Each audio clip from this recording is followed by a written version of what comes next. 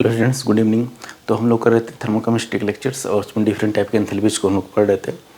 तो उसी क्रम में आज देखते हैं, लास्ट लेक्चर में हमने bond energy, bond dissociation energy की बात की थी। उसी से मिलता जुलता छोटा सा टॉपिक है, लेकिन रिलेटेड है उसी से। ठीक है, उसी का एक पार्ट ही समझ लीजिए, enthalpy of atomisation.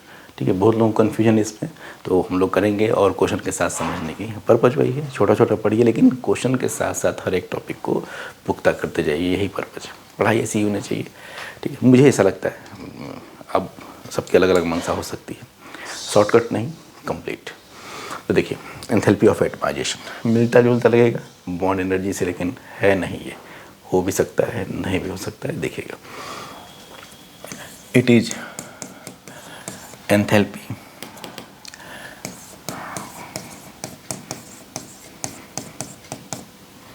Change in a process where 1 mole, एक डिफरेंस, एक वर्ड इंपॉर्टेंट है, of a substance, 1 mole of a substance dissociates into gaseous atoms. अभी थोड़ा थोड़ा डिफरेंशिएशन तो कहीं ना कहीं आपको बॉन्ड एनर्जी से मिलता जुलता लगेगा है, लेकिन देखते हैं। ठीक है, नोट कर ले।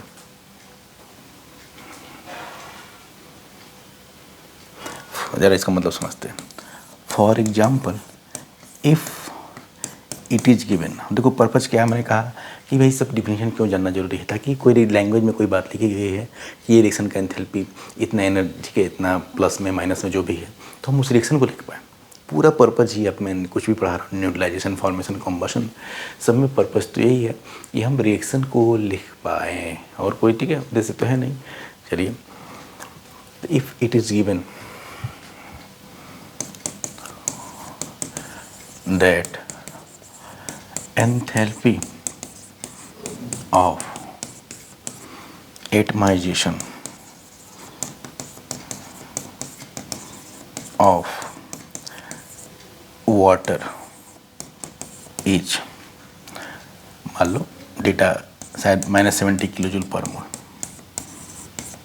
प्लस, सॉरी भाई ये भी हमेशा एंडोथर्मिक ही होता है, बॉन्ड की तरह भाई लगेगा, डिसोसिएट करने के लिए एनर्जी दी ही जाती है। ये रिएक्शन हम मान सकते हैं, एंथैल्पी ऑफ एटमाइजेशन भी क्या होता है, पॉजिटिव ही होता है। तो क्या लिखेंगे इसका मतलब, रिएक्शन हम क्या समझेंगे, H2O लिक्विड से 2H गैस और प्लस O गैस, इसकी एंथैल्पी दी हुई है।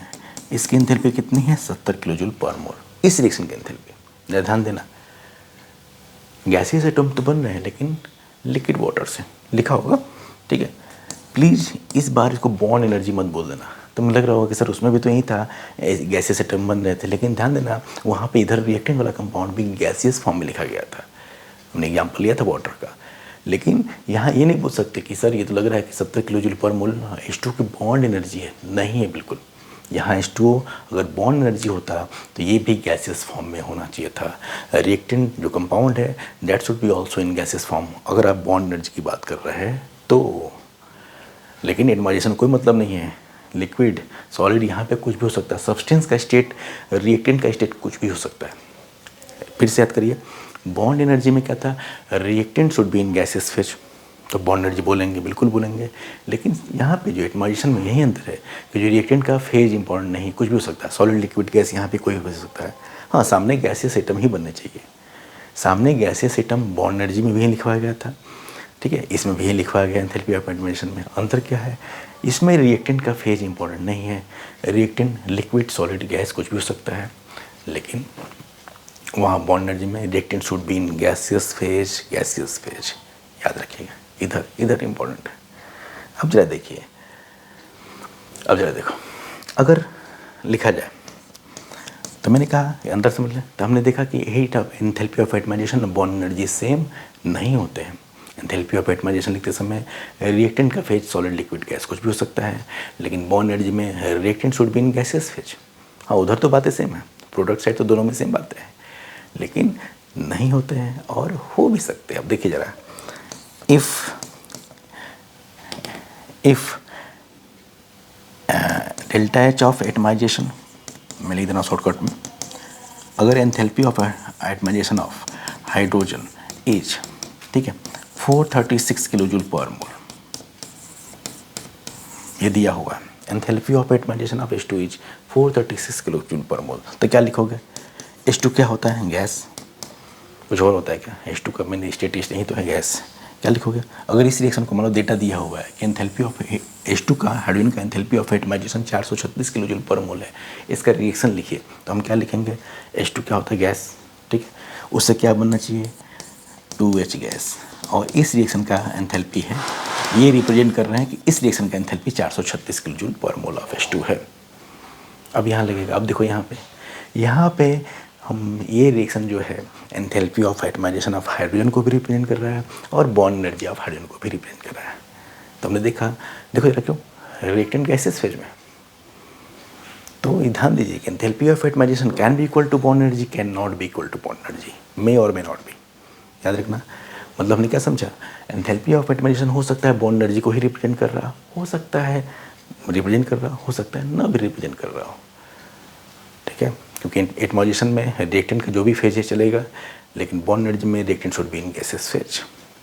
तो देखो 436 है, कोई बोल सकता है बच्चा दो तरीके से, सर इसको हम बोल सकते हैं enthalpy of atomization of H2, देखो H2 से 2H बन गया, साथ साथ में हम बोल सकते हैं enthalpy of bond enthalpy of H2, दोनों बोल सकते हैं, लेकिन यहाँ पे नहीं बोल सकते। इस रिएक्शन को आप बॉन्ड एंथैल्पी ऑफ H2 नहीं बोल सकते, इस रिएक्शन को बॉन्ड एंथैल्पी ऑफ H2 नहीं बोल सकते, केवल enthalpy of atomization of H2 कहलाएगा, यहाँ बोल सकते हैं। तो दोनों हो सकता है, एंथैल्पी ऑफ एटमाइजेशन मे और may not be equal to bond energy, that depends on state of the reactant, ध्यान देना है। हाँ, कब ये बराबर होता है? अब मेन बात, फॉर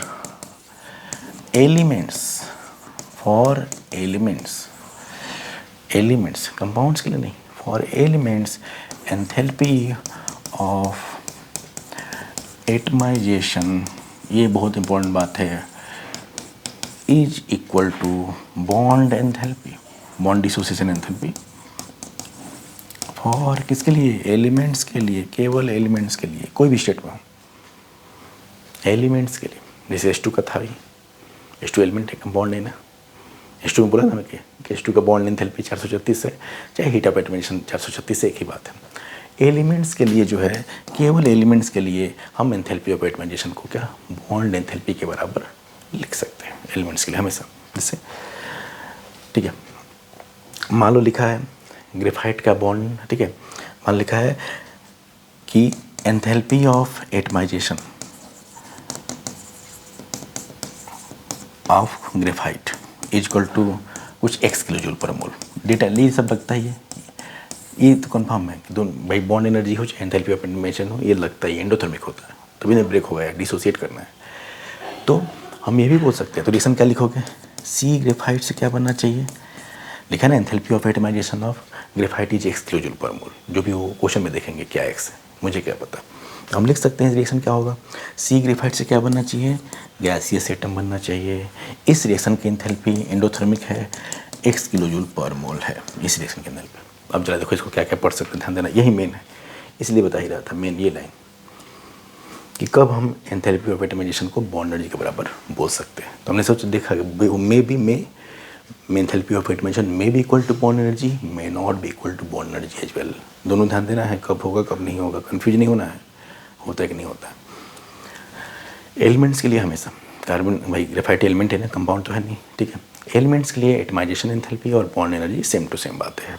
जैसे इस ग्रुप का बोल सकता है, इस रिएक्शन को कोई लिखा है तो आप क्या क्या पढ़ सकते हैं इस रिएक्शन के बारे में, ध्यान देना, इस रिएक्शन के बारे में आप क्या क्या इंटरप्रेट कर सकते हैं। ऐसे लिखा है तो हम बोल सकते हैं कि ग्रेफाइट का enthalpy of atomization x kilo joule per mole है, ग्रेफाइट का enthalpy of atomization x kilo joule per mole है। हम ये भी बोल सकते हैं कि ग्रेफाइट का bond energy x kilo joule per mole है। एलिमेंट्स के लिए लिखा गया है, ध्यान देना, नोट करो, ग्रेफाइट का बॉन्ड एंथैल्पी, बॉन्ड एनर्जी भी x kilo joule per mole है। और क्या बोल सकते हैं, कोई बच्चा ये भी बोल सकता है, सर ये तो सब्लिमेशन है, सॉलिड से गैस, ग्रेफाइट सॉलिड है, ग्रेफाइट का सब्लिमेशन एनर्जी भी है, नहीं, देखो ये देता तीन तीन चीज़ों को नोट कर रहा है। Enthalpy of sublimation of graphite is x kilo joule per mole. ध्यान देना, सॉलिड से gas sublimation. Enthalpy of atomization of graphite is x kilo joule per mole, as well as enthalpy bond enthalpy of graphite is also x kilo joule per mole. ये बहुत काम का है, note करो। ये कब हम एंथैल्पी ऑफ, अभी क्वेश्चन में दिखाऊंगा मैं। तो क्या कहना है, enthalpy of admission bond energy में क्या रिलेशन है, दे मे और they may not be equal to each other. एक line, that depend on situations, condition dependent है, अलग है भी अलग नहीं भी, अलग भी हो सकते हैं सेम भी हो सकते हैं। प्लीज़ एक एक बात समझनी जरूरी है। अगर आप ढंग से फिजिकल केमिस्ट्री पढ़ना चाहते हैं, तो ढंग से समझना चाहते हैं, सवाल करना चाहते हैं, तो आपको बेसिक इंटरप्रिटेशन हर चीज़ का क्लियर होना चाहिए, नहीं तो बेकार है सब। मेरा भी पढ़ाना बेकार है। ठीक है, मैं अपने ओर से पूरी कोशिश करता हूँ कि भाई, ठीक है, मैं हमेशा जोर लगाता हूँ कि एक एक बात, एक एक चीज़, एक एक शब्द इंपॉर्टेंट है बच्चे के लिए। मैं जानता हूँ कितना इंपॉर्टेंट है पढ़ने वाले बच्चों के लिए, जो सीरियस कैंडिडेट्स है, जो सीरियस एस्पायरेंट्स उनके लिए। ठीक है, बाकी तो हवाबाजी ही चलती है आजकल, तो वो लोग जरूर ध्यान दें। और कोई बात ना समझ में आए, कोई वर्ड अधूरा, एक एक वर्ड इंपॉर्टेंट है बाबू। ठीक है, आप जरूर कमेंट बॉक्स में लिखो, सर ये बात पल्ले नहीं पड़ी। बिल्कुल लिख सकते हैं यार, इसमें क्या है। मेन पर्पज ये कि कब बात पहुँचे सेंटेंस में, तो मुझे तो पता ही है। ठीक है, तो ध्यान देना, enthalpy of atomization bond energy के बराबर हो भी सकता है, नहीं भी हो सकता है। कब होगा, कंडीशंस देख लीजिए।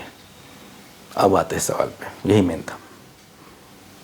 चलिए, लिखा है calculate bond enthalpy of P bond C L. समझो कि बॉन्ड एनर्जी पढ़ा हमने पिछले लेक्चर में, उसी का पार्ट है, उसी का नेक्स्ट पार्ट है एंथैल्पी ऑफ एटमाइजेशन, इसलिए उसी सीक्वेंस में रहेगा भी। उसके बाद तुरंत इसको पढ़िए, सीक्वेंस में कर दूंगा, चिंता मत करो। लेक्चर सीक्वेंस में रहेंगे, कब क्या पढ़ना ये भी जरूरी है। रैंडम पढ़ोगे पता नहीं चलेगा, करिए इससे रिलेटेड है बिल्कुल, ये बॉन्ड एनर्जी से रिलेटेड टर्म था। Part 2, calculate bond enthalpy of P bond C L. दिया हुआ enthalpy of formation of PCl3 इतना है। एटमाइजेशन फॉस्फोरस का है, एंथैल्पी ऑफ एटमाइजेशन कितना है, 314। Bond energy of Cl2 242, data दिया हुआ है। तो बॉन्ड एंथैल्पी ऑफ PCl5 निकालना है, PCl निकालना है पी बॉन्ड से। तो चलिए रिएक्शन लिखते हैं।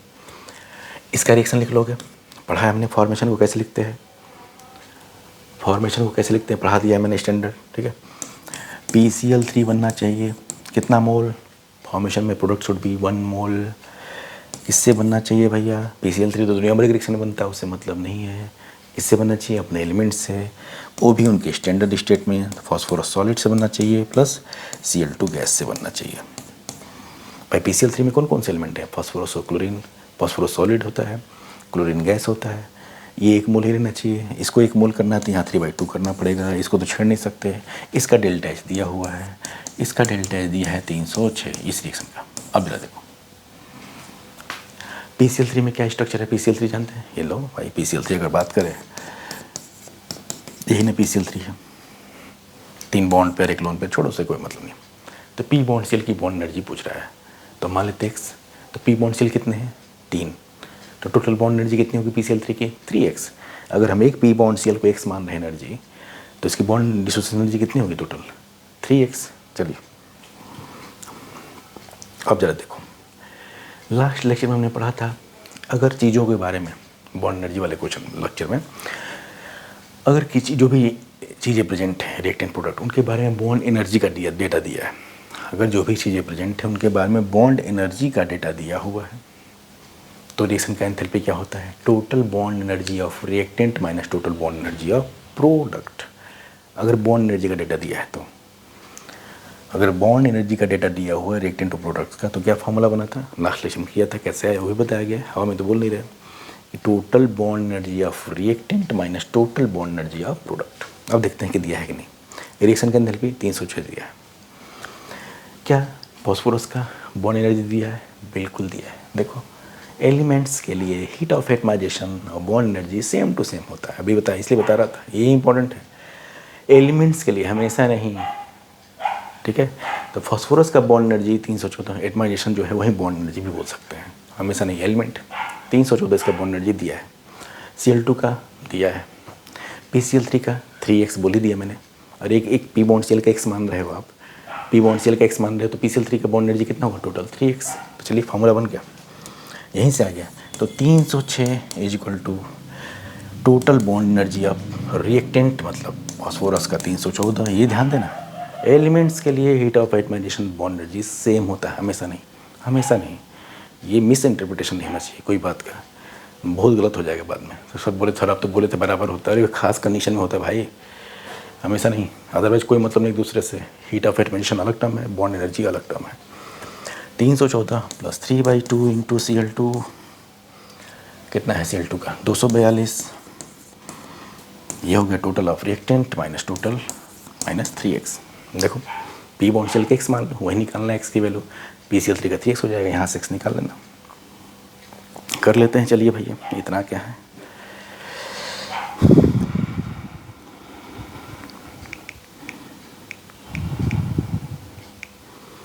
तो 63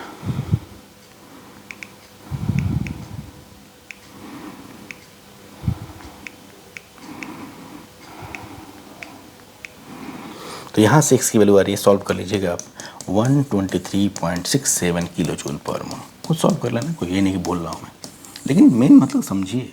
सवाल तो इसे कराया जा रहा है टाइम पास के लिए, समझने के लिए, सवाल बहुत ज़रूरी है। मेन मतलब था मुझे कि आप इन दोनों का डिफरेंस समझिए, क्या दोनों में रिलेशन है। What is bond dissociation enthalpy and what is atomization enthalpy, और कहाँ पे वो सेम होते हैं, कहाँ पे नहीं होते हैं। बेसिक इंटरप्रिटेशन हमेशा सही होता है, नहीं तो क्वेश्चन सब लाइन से गलत होगा, लाइन से एकदम धड़ल्ले से, हमेशा मुंह बनाए रहेगा, अरे यार ये होगा वो होगा। जिसके कॉन्सेप्ट क्लियर ही नहीं हो तो मुंह ही बनाए रहता है, उसके लिए कंपटीशन है भी नहीं।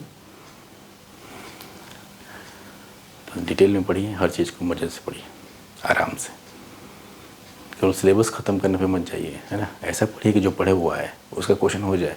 अगर इस तरह से तैयारी है आपकी तो परफेक्ट है, परफेक्ट किसी भी सब्जेक्ट में। ये नहीं कि सब आता है और आता कुछ नहीं, कभी नहीं।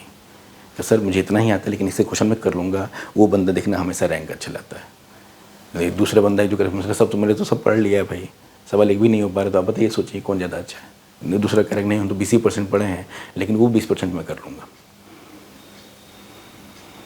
तो 20% वाला ज़्यादा अच्छा है। ठीक है, एक और क्वेश्चन करें, देखते हैं अब थोड़ा ज़्यादा time. Enthalpy of formation of CH3CN इतना दिया हुआ है। सब्लिमेशन ग्रेफाइट का, मज़ा आ गया। ग्रेफाइट का सब्लिमेशन बताया मैंने, ग्रेफाइट का सब्लिमेशन क्या लिखूँ, वहीं तो है, कार्बन का बॉन्ड एनर्जी भी वही है, अभी बताया था मैंने। ग्रेफाइट का जो सब्लिमेशन एनर्जी है सी ग्रेफाइट से सी गैस, वही heat of atomization of graphite भी कहलाएगा, वही बॉन्ड एनर्जी ऑफ कार्बन भी ग्रेफाइट भी कहलाएगा। एलिमेंट्स के लिए heat of atomization bond energy same है, देखा, ये जानना जरूरी है। डिसो से बॉन्ड H2 की बॉन्ड एनर्जी दी है 435 जो भी है, सी बॉन्ड एच दिया है, ठीक है, सी बॉन्ड सी का भी दिया हुआ, डेटा दिया हुआ। एंथैल्पी ऑफ फॉर्मेशन ऑफ, ठीक है। अच्छा, इसमें बॉन्ड एनर्जी ऑफ निकालना था, मैं लिख बोलना है C triple bond N, C triple bond N का बॉन्ड एनर्जी इस डेटा के हिसाब से निकालना था। C ट्रिपल बॉन्ड N का, अच्छा चलो रिएक्शन लिखते हैं। CH3CN का फॉर्मेशन लिखे, CH3CN का फॉर्मेशन एंथैल्पी क्या होगा, फॉर्मेशन में क्या होना चाहिए, सी ग्रेफाइट, CH3CN कितना बनना चाहिए, 1 मोल CH3CN। जरा उसका स्ट्रक्चर भी देख लो, CH3 सब जानते हैं वैसे, ये है CH3CN मेथाइल साइनाइड। इससे पता चलेगा ना कि कौन कौन से बॉन्ड है उसमें। CH3CN बनना चाहिए, ठीक है, कितना, 1 मोल, किससे, ग्रेफाइट, कार्बन कितना है, 2 कार्बन ग्रेफाइट स्टेट में, प्लस हाइड्रोजन कितने हैं, 3/2H2 प्लस नाइट्रोजन कितना, हाफ N2। क्या N2 का डेटा नहीं है क्या इसमें, रुक जाओ देखते हैं, N2 का भी डेटा चाहिए हमको, देखते हैं N2 का भी डेटा हमको मिल जाएगा।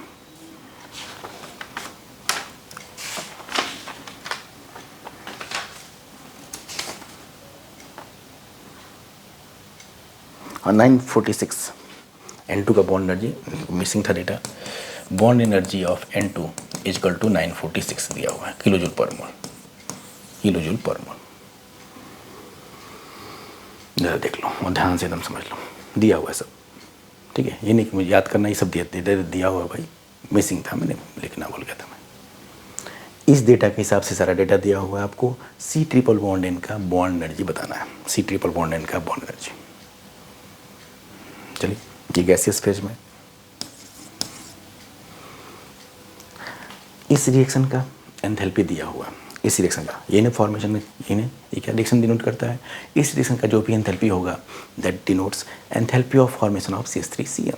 चलिए नोट करिए, तो यहाँ से enthalpy of formation of CH3Cn है ये कितना दिया हुआ है, लगभग 87.86 किलो जूल पर मोल। अब फिर से आ गए फॉर्मूला, क्या इस रिएक्शन के लिए हम बॉन्ड एनर्जी वाला फॉर्मूला यूज कर सकते हैं? इस रिएक्शन की एंथैल्पी इतनी है 87.86 किलो जूल पर प्लस में। अब देखते हैं कि जो चीज़ें हैं उनके बारे में कैसा इन्फॉर्मेशन है। सी बॉन्ड एच का बॉन्ड एनर्जी दिया हुआ है, सी बॉन्ड सी का भी बॉन्ड एनर्जी दिया हुआ है, सी ट्रिपल बॉन्ड का एक्स मान निकालना है।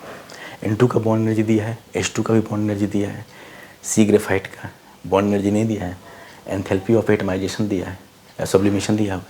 लेकिन हम जानते हैं कि कार्बन का जो सब्लिमेशन है वहीं एटमाइजेशन भी है, वहीं बॉन्ड एनर्जी भी है, सब वही है। तो इसका मतलब सारा सर जो भी लोग हैं उनका बॉन्ड एनर्जी का डेटा या तो दिया है या तो पूछा है, मतलब हम फॉर्मूला डायरेक्ट लगा सकते हैं। Enthalpy of reaction equal to total of bond energy of total bond energy of reactants minus total bond energy of product, direct लगाइए एकदम धड़ल्ले से, ठीक है। Cn का मैं x, सी ट्रिपल बॉन्ड इनका कितना मान लेते हैं x, यही निकालना है। मान लो कि ये x है, यही x की वैल्यू हमको चाहिए, किलो जूल पर मोल, किलो जूल पर मोल। चलिए अब क्या, अब क्या टेंशन है, तो क्या होगा 87.86 equal to total of reactant, तो 2 into bond energy of graphite जो कि सब्लिमेशन एनर्जी भी है 719, डेटा थोड़ा सा टेढ़ा मेढ़ा है, 719.65, ये हो गया कार्बन। देखिए ध्यान से देखिए कि स्टेप, प्लस 3/2 इंटू H2 का 435, 3/2 इंटू 435.14, एकदम ध्यान से देखिए बेमी चीज़ में, प्लस हाफ इंटू N2 का 946, ये हो गया टोटल ऑफ रिएक्टेंट, बिना समझे नोट मत करना, ये हो गया total of reactant minus total of product. ये नहीं होता है, बॉन्ड एनर्जी का डेटा दिया हो तो enthalpy of reaction equal to total bond energy of reactant minus total bond energy of products. CH3Cn में क्या है, 3 सी बॉन्ड एच है, सी बॉन्ड एच का कितना दिया था 414, तो 3 इंटू 414.22, ये सी बॉन्ड एच का दिया था इसमें। फिर एक सी सिंगल बॉन्ड सी भी है, देखो ध्यान से, इसलिए स्ट्रक्चर बनाया है। सी सिंगल बॉन्ड सी का कितना है 343.08, फिर सी ट्रिपल बॉन्ड इनका कितना है एक्स, वही तो निकालना है, प्लस एक्स। क्या हम इस इक्वेशन से एक्स की वैल्यू नहीं निकाल सकते? मेरे मोबाइल से कर लेना, कौन करेगा मेहनत, मेरे काम है बस बताना, मेरे काम है चीज़ों को समझाना, गुणा भाग नहीं पढ़ाने आया यहाँ पे। क्या यहाँ से एक्स नहीं आ जाएगा डायरेक्ट? बिल्कुल आ जाएगा, आपका काम है यहाँ से एक्स निकाल लेना, वहीं तो सी ट्रिपल बॉन्ड की बॉन्ड एनर्जी है। तो आई होप कि आपको एटमाइजेशन समझ में आया है, ठीक है। और उसका बॉन्ड एनर्जी का रिलेशन है, बराबर होता है कि नहीं होता है, किस सिचुएशन बराबर हो सकता है, किस सिचुएशन बराबर नहीं हो सकता, ये भी आपको समझ में आया होगा, ठीक है। आई होप कि इसके बाद आपका हीट ऑफ एटमाइजेशन के बारे में इंटरप्रिटेशन क्लियर हो, आप उसे क्वेश्चन गलत ना करें। Thanks for watching. मिलते हैं नेक्स्ट लेक्चर में किसी और एंथैल्पी की डिफिनेशन के साथ साथ और बढ़िया क्वेश्चन के साथ साथ। Thank you.